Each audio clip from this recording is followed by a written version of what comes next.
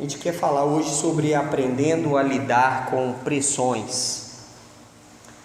Aprendendo a lidar com pressões.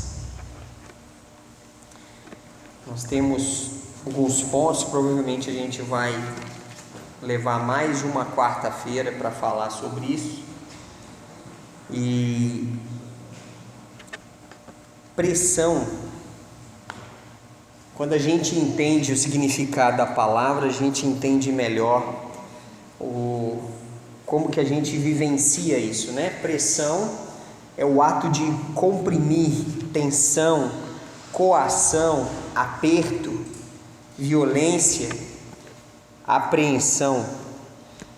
Essa palavra pressão também, muitas vezes, ela é dada no português como significado do tríbulo do latim, né? O ato de pressionar, de apertar, de friccionar. Então, pressão tem a ver com isso. Então, as situações tensas da vida que nós vivemos exigem de nós uma reação, exigem uma atitude, e nós somos muitas vezes pressionados, porque as situações e as pessoas esperam que a gente reaja ou haja de acordo com a circunstância. Então a gente tem pressão em casa, porque as pessoas que moram conosco esperam algo de nós. Então há uma pressão, né? Você mora na sua casa, se você é responsável por fazer a refeição, você sente a pressão de que dos dias, tal horário, a refeição tem que estar pronta. Quem é responsável para fazer a limpeza da casa, existe uma pressão para que a casa esteja limpa nos dias determinados. Quem põe o dinheiro em casa sofre uma pressão, porque as contas vencem e tem que ser pagas. Então, assim, a pressão ela acontece dentro de casa o tempo todo. No local de trabalho é esperado que haja produção e cada vez maior essa produção maior num tempo menor, e o povo é exprimido, né, a extrair cada vez mais e melhor. Então é pressão do chefe, pressão dos colegas de trabalho, pressão de todo mundo. Pressão na sociedade, pressão no mundo. As pessoas querem que você seja de uma maneira. E quando nós temos o título de cristão nas nossas costas, piora a coisa. Porque enquanto nós não temos título de nada, ninguém sabe quem somos, né? O que fizer é isso mesmo. Mas quando temos o título de cristão ou de crente, aí começa. Mas você não é crente? Você tem que ser assim, você tem que fazer isso. Você não pode agir dessa maneira. Você não é crente, por que você briga? Você não é crente, você está gritando. Você não é crente? Então a coisa toma um outro rumo, né? É exigido de nós um certo tipo, um padrão de comportamento. É interessante que só de nós.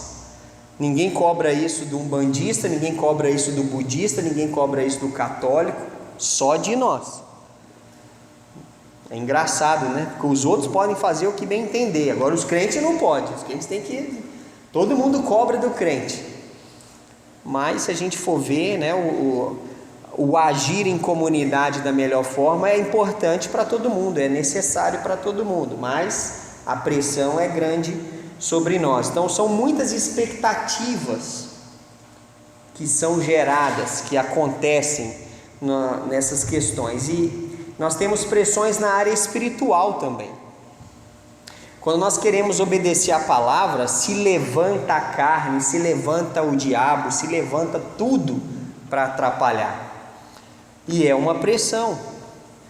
É aquela pressão grande. Você definiu, eu vou ler a Bíblia toda em 2020. Aí você pega a Bíblia para ler e dá um sono que você não entende de onde vem esse sono. É sobrenatural. Aí você começa a ler 3 linhas e começa a dar aquela pescada, né? Aí daqui a pouco você já desiste, porque é pressão. Até sono o diabo põe na gente na hora que não precisa. é complicado. Então nós sofremos pressões o tempo todo e às vezes nós nos sentimos como realmente uma laranja sendo espremida, né? Todo mundo quer aquele caldo, quer aquele suco, e aquela sensação de pressão, e é horrível. E às vezes a gente sente pressão em vários lugares. A gente quer ter um lugar onde a gente não se sinta tão pressionado. E se nós temos esse conhecimento, a gente tem que amenizar isso da melhor forma possível para todas as pessoas aonde estamos, seja em casa, seja na sociedade, seja na igreja, seja no trabalho. Nós não podemos ser pessoas que vão gerar mais situações de pressão, mas as pressões naturalmente já ocorrem, né? E nós temos visto que a sociedade não está sabendo lidar com essas pressões. As crianças as pessoas que nasceram nos últimos 20 anos estão tendo muita dificuldade em lidar com pressões. Um sinal disso é a quantidade de casos de depressão, casos de ansiedade, casos de depressão seguido de suicídios, que as pessoas querem ficar livre desse tormento, dessa pressão que elas sofrem. A gente espera demais dos outros e os outros esperam demais de nós. Como o próprio pastor André fala sempre, as expectativas é que estragam os relacionamentos. E aí as pessoas não sabem lidar com essas expectativas frustradas dos outros e delas mesmas, e entram nesse processo de ansiedade, de depressão, e aí gera um problema. E a primeira forma como as pessoas lidam com pressões, que a gente vai observar aqui, é realmente, não quer dizer que é via de regra, mas a gente está vivendo numa epidemia desse problema, que é: as pessoas lidam com pressão com depressão. A gente tem que ficar atento a isso, né?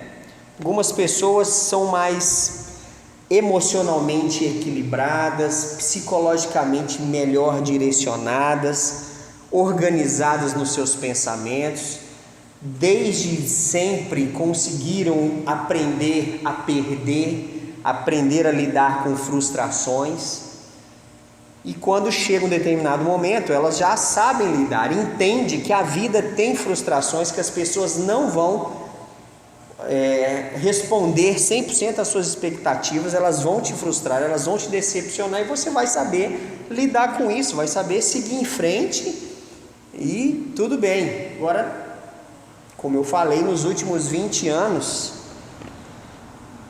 se criou muitas coisas tentando amenizar sofrimentos nas crianças, nas pessoas. E o que aconteceu? Se gerou uma geração de pessoas que não sabem lidar com pressões, com dificuldades. As pessoas estão cada vez mais desestruturadas emocionalmente, desestruturadas psicologicamente, principalmente desestruturadas espiritualmente. E o que acontece? Temos uma geração de pessoas depressivas que não conseguem lidar com pressão ou com frustração.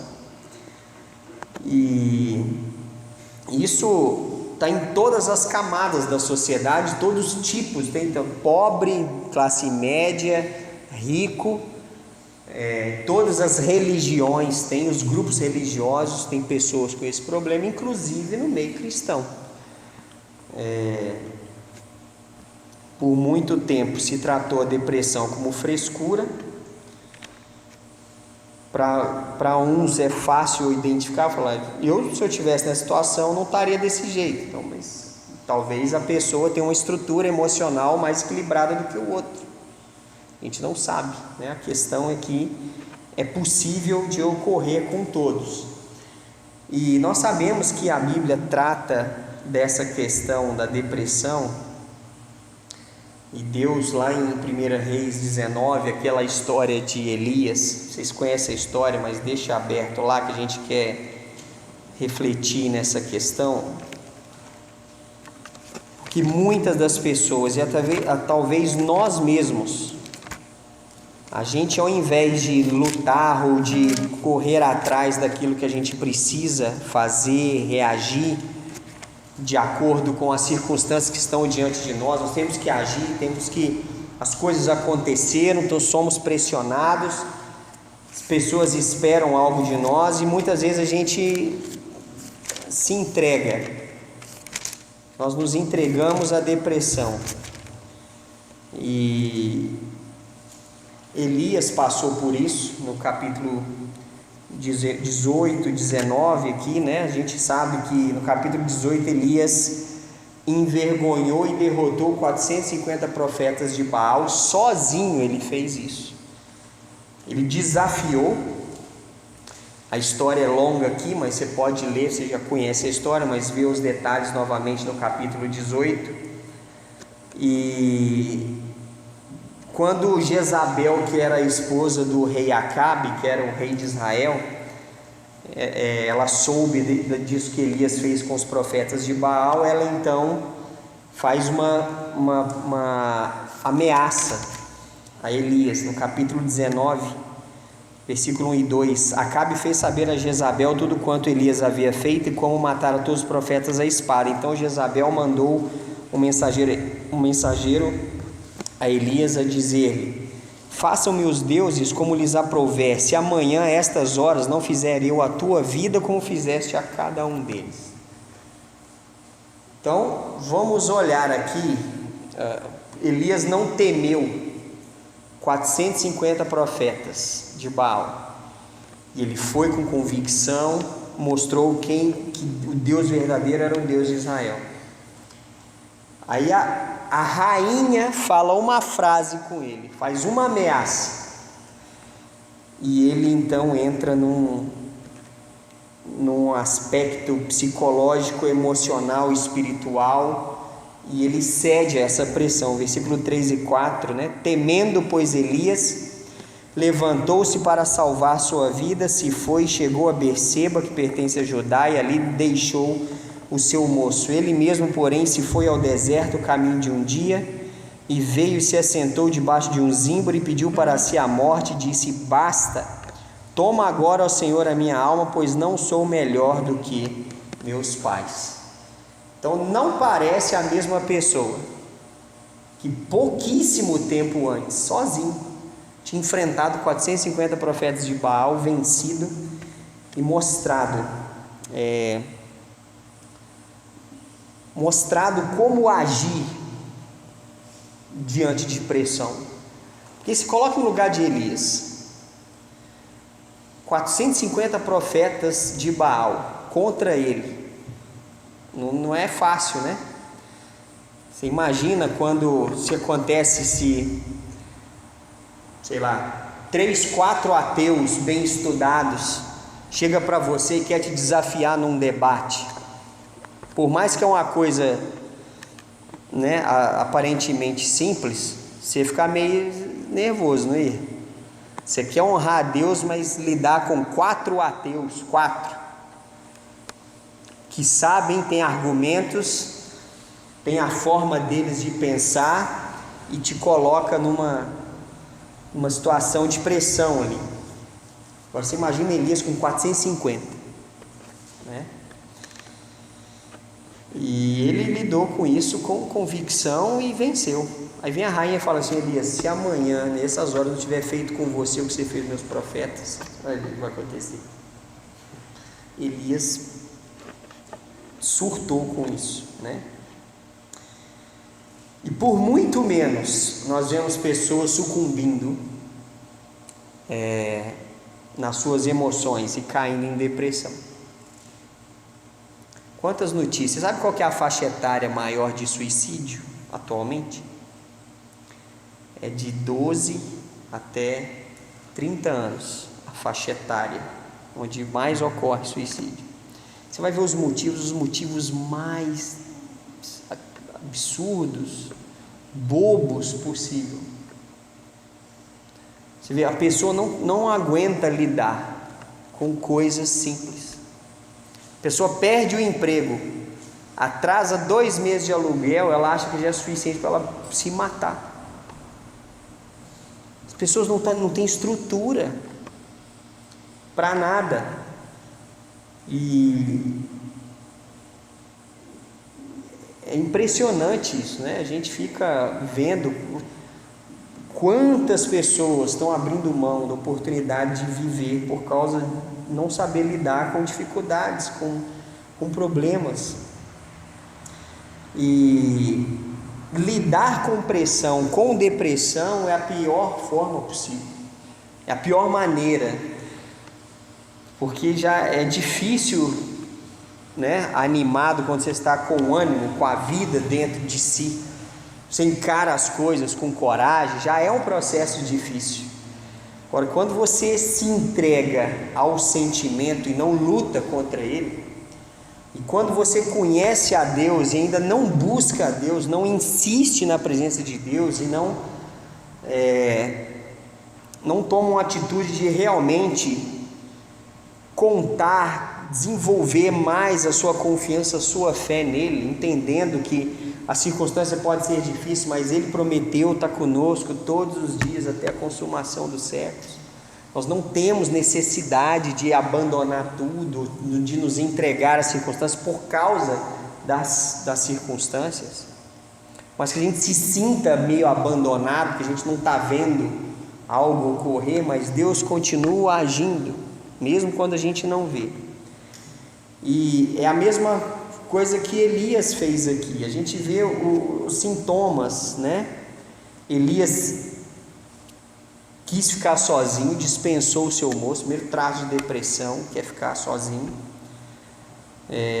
dispensou o seu companheiro, saiu, foi para um lugar longe, não comia direito,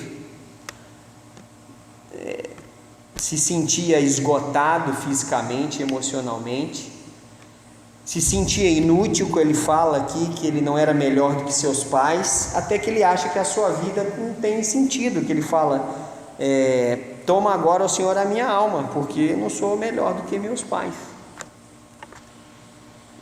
Você vê um processo depressivo aqui, rápido, que ocorreu com ele. E Deus tratou com Elias de uma forma muito interessante, né? No capítulo 19, versículos de 7 a 10, primeiro, vamos começar do versículo 5 aqui, fala: deitou-se e dormiu debaixo do zimbro, eis que um anjo tocou e lhe disse: levanta-te e come. Olhou ele e viu junto à cabeceira um pão cozido sobre pedras em brasa, uma botija de água. Comeu, bebeu e tornou a dormir. Voltou segunda vez o anjo do Senhor, tocou-lhe e disse: levanta e come, porque o caminho será sobremodo longo. Levantou-se, pois, comeu e bebeu, e com a força daquela comida caminhou 40 dias, 40 noites até Horebe, o monte de Deus. Ali entrou numa caverna onde passou a noite, e eis que lhe veio a palavra do Senhor e lhe disse: que fazes aqui, Elias? Ele respondeu: tenho sido zeloso pelo Senhor, Deus dos exércitos, porque os filhos de Israel deixaram a tua aliança, derribaram os teus altares e mataram os teus profetas à espada, e eu fiquei só e procuram tirar minha vida. Disse-lhe Deus: sai e põe-te neste monte perante o Senhor. E eis que passava o Senhor, e um grande e forte vento fendia os montes e despedaçava as penhas diante do Senhor. Porém o Senhor não estava no vento. Depois do vento um terremoto, mas o Senhor não estava no terremoto. Depois do terremoto um fogo, o Senhor não estava no fogo. Depois do fogo um ciclo tranquilo e suave. Vamos parar por aqui. Então olha que interessante, o tratamento de Deus. Ele estava esgotado fisicamente, e Elias tinha que restabelecer o seu vigor físico. Sempre a fadiga física está associada à depressão. A pessoa quer dormir, ela não aguenta fazer nada. Então é necessário que haja um descanso, que haja um fortalecimento. Então ele dorme, o anjo fala: levanta, come, dorme de novo, descansa mais, levanta, come, se prepara, restabeleceu essa parte, vai para um outro processo. Então Deus tratou a parte física de Elias, mas quando Elias chega na caverna lá, há um processo terapêutico, de conversa, de terapia, que Deus fala: Elias, o que você está fazendo aqui, né? O que você veio fazer aqui? Aí Elias põe para fora o que ele está pensando: tenho sido zeloso, tenho feito o melhor possível, mas o povo de Israel não está te obedecendo, tem feito isso e eu não sei mais o que fazer e tudo mais. Então é importante que num processo depressivo haja um cuidado de restabelecimento das forças físicas e haja um processo de terapia, que haja a oportunidade de pôr para fora aquilo que está te afligindo. Então isso é necessário.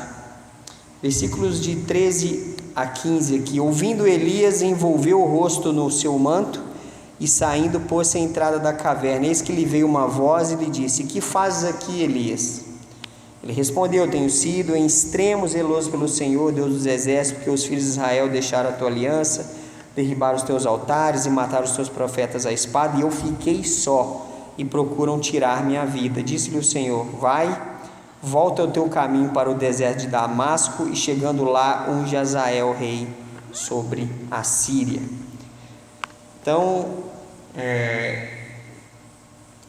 Deus fez um processo, levou um tempo falando com Elias, tentando fazer ele entender que por mais que as coisas não saíam como ele gostaria, Deus continuava tendo um plano e iria dirigir esse plano, independente que as pessoas não estivessem fazendo o que deveriam ser feito.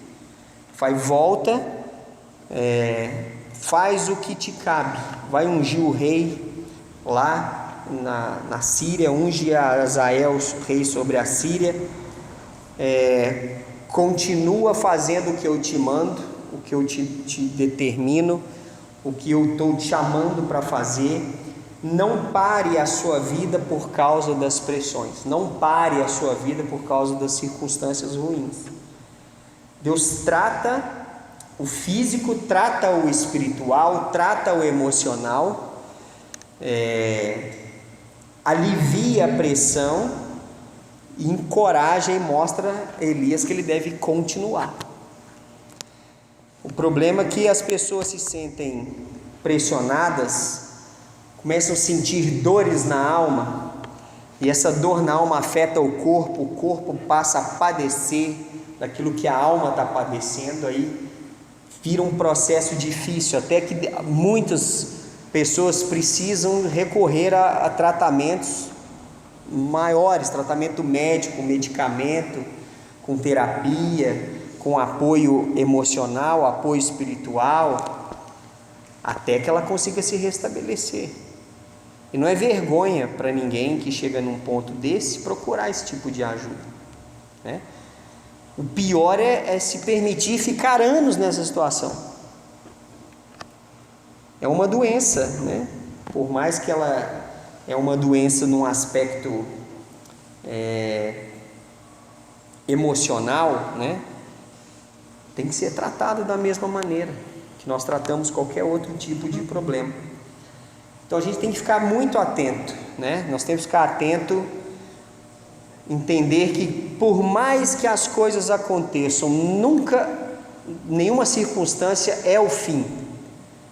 Que a gente tem que desistir da vida, desistir das coisas, desistir das pessoas, desistir de nós mesmos, como Elias fez. Quer saber? Toma minha vida, eu não sou melhor que meus pais.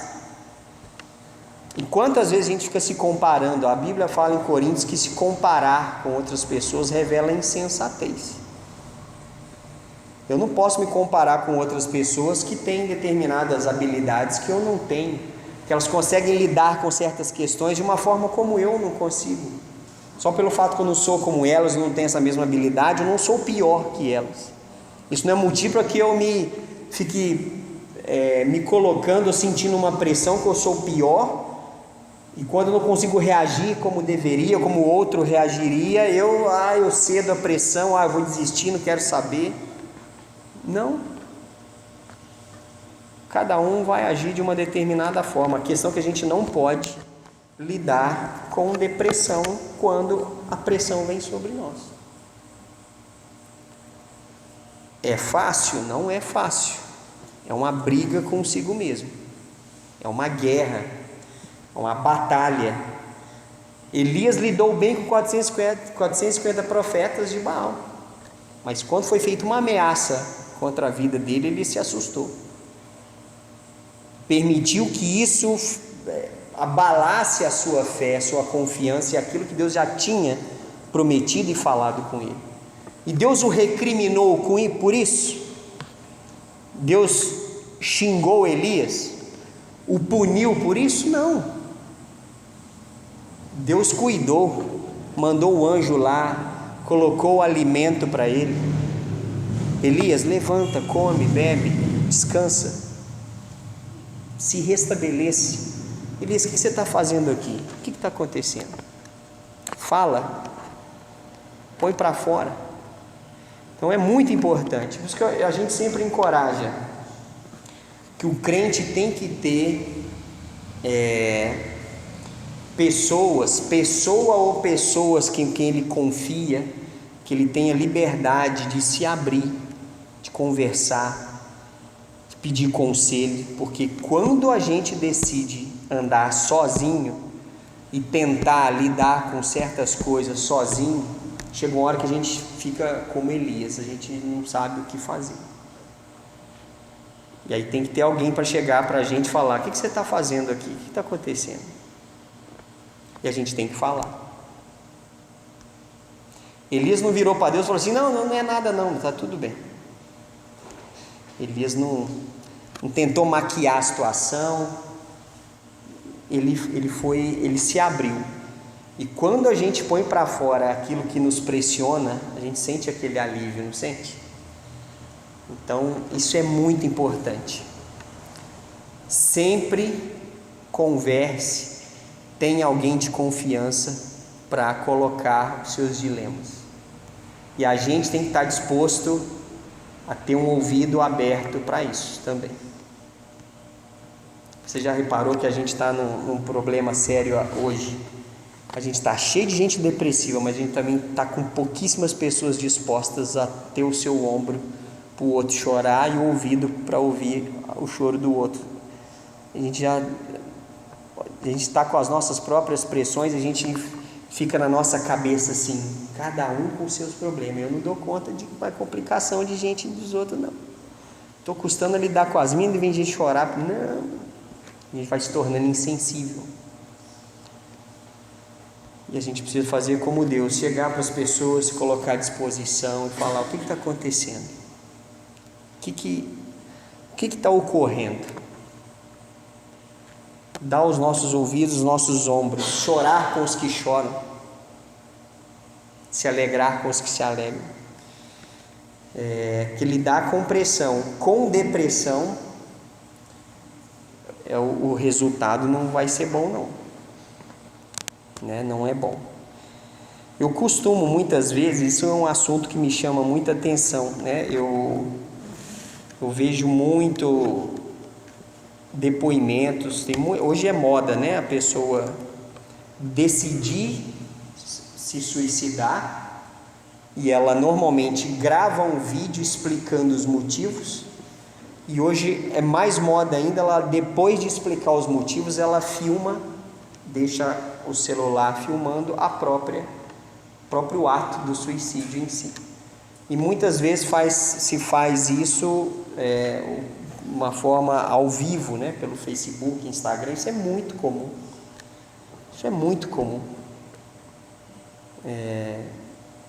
Então, as pessoas querem deixar claro por que elas estão chegando nesse ponto.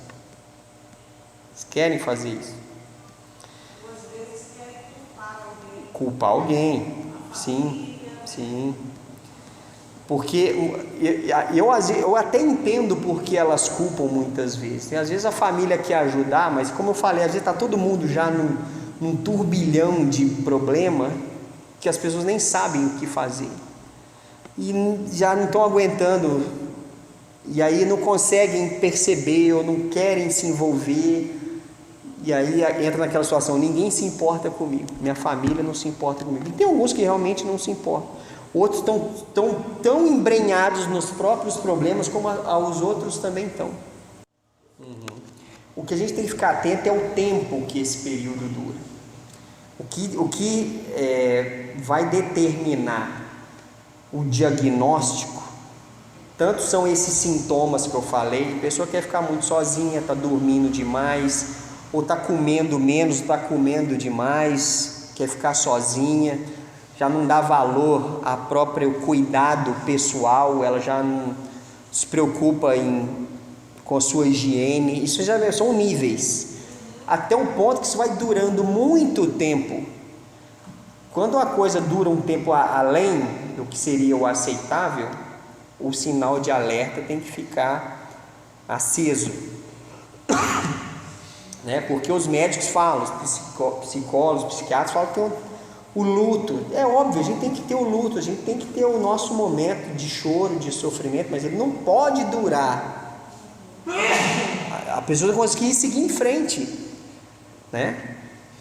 Agora, se a coisa dura um tempo muito longo, é um sinal de alerta, Então, essa é a questão. Realmente se banaliza às vezes muito, que a gente está numa sociedade que o povo está sem paciência para qualquer coisa, A gente, como eu falei, a gente é uma pessoa que começou num processo meio assim, mais reservado e tal, às vezes quer ajudar, ou quer se colocar um pouco à disposição, vê que aquilo vai dar muito trabalho e fala, vai, procura o psicólogo.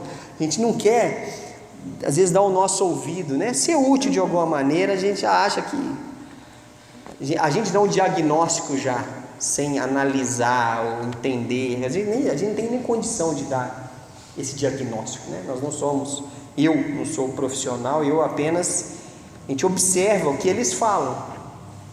E muitas vezes a gente vivencia, circunstâncias com pessoas assim, ou circunstâncias que nós já passamos.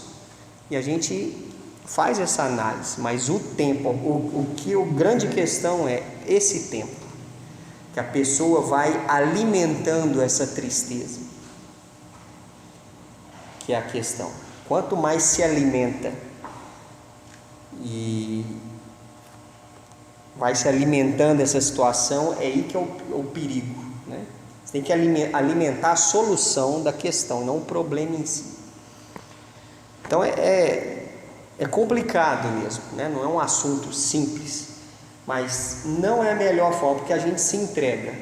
O que eu quero com esse ponto deixar claro é o seguinte: não vamos nos entregar. Vamos contar com quem está perto de nós, com quem nos ama, principalmente contar com Deus Todo-Poderoso, que deixou o Espírito Santo dele habitando em nós. E Ele é vida em abundância. Por mais dificuldades que a gente possa passar, podemos desfrutar de vida em abundância.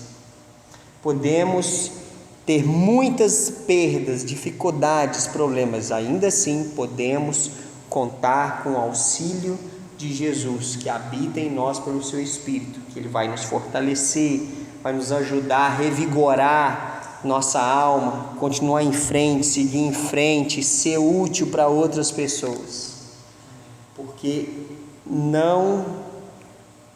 as coisas não terminam quando dão errado. Realmente só tem fim quando a gente para de respirar, e a coisa não tem jeito. Não sei que Deus resolva ressuscitar também, Não sei. Mas enquanto a vida, esse é o segredo da coisa. Eclesiastes 9:4. Enquanto há vida, há esperança. Mas está tudo complicado. Está vivo, está respirando, está meio capengando, mas então segue em frente. Que tudo podia ser pior. Eu me convenço com essa frase sempre. Tá difícil, tá, mas podia ser pior. Sempre podia ser pior. E assim eu fico bem mais tranquilo, né? Porque eu sei que podia ser muito pior que tá. Muito pior. Aí eu paro e penso, eu consigo sentir cheiro, eu consigo enxergar. Mesmo com a minha miopia eu enxergo, eu sinto o cheiro, eu escuto, consigo falar, consigo andar. Então, o resto a gente dá um jeito. Consigo ler, eu consigo ouvir, eu consigo sentir. Eu me sinto vivo, então o resto, as contas a gente dá um jeito, emprego a gente arruma outro, remédio a gente toma e resolve um problema e assim vai embora, né? E dá um jeito. Ah, mas voltou de novo, a gente trata e corre de novo e vamos assim. A gente não pode se entregar. A gente tem que estar com isso, e são decisões que tem que estar já pré-definidas. Se você esperar algo acontecer para resolver, igual ceder à tentação no pecado, vai esperar a tentação acontecer para ver o que vai fazer, você cai. Tem que estar definido antes, resolvido antes. Josué e Caleb com os 12 espias, né? Só os dois deram a notícia boa da terra prometida, o resto só reclamou, tem gigante, que os frutos é muito grande, a terra está ocupada, o povo é perigoso. Que é isso aí? Deus falou que vai dar a terra, mas nós vamos ter que lutar, mas Deus falou que vai dar, acabou, vamos lutar, Ele dá a vitória. É tudo questão de como a gente, desde já, vai programando a nossa cabeça, né? Para você ver, se tem condições de uma pessoa ou uma família lá no Oriente Médio instruir uma criança de que o certo é ela crescer e se entregar uma causa ao Deus dela, que se ela explodir um grupo de pessoas, ou ela se explodir e matar mais um monte de gente que não pensa como ela vai estar honrando ao Deus dela. Eu acho que isso é muito mais difícil, convencer uma pessoa a fazer isso, do que eu me convencer que eu consigo seguir em frente com a ajuda de Deus no meio das dificuldades que eu enfrento aqui nesse mundo. É muito mais fácil eu fazer isso do que eu convencer uma pessoa a se matar por causa de uma causa de outra pessoa, que vai matar e prejudicar outros que não tem nada a ver com a história, só porque não concorda com eles. E tá assim de gente no Oriente Médio disposto a se explodir, e feliz, se explode rindo. E a gente aqui tem Deus dentro de nós em Cristo, pelo Espírito, e a gente está desistindo das coisas. Não ceda às pressões. Então a história de Elias tem muito a nos ensinar. Jonas, nós vamos ver que Jonas agiu de uma outra maneira, que a gente vai ver semana que vem. E tem outros personagens, né, que a gente quer aprender como lidar com pressões. Mas cuidado, não permita-se cair no aspiral complicado da depressão. Que entrar é um processo suave, lento, que você se permite. Agora, sair dali é um processo difícil. E tem jeito, mas ele é um processo doloroso, difícil e complicado. E a gente tem que entender que a gente pode viver uma vida abundante. Então, vamos cuidar disso.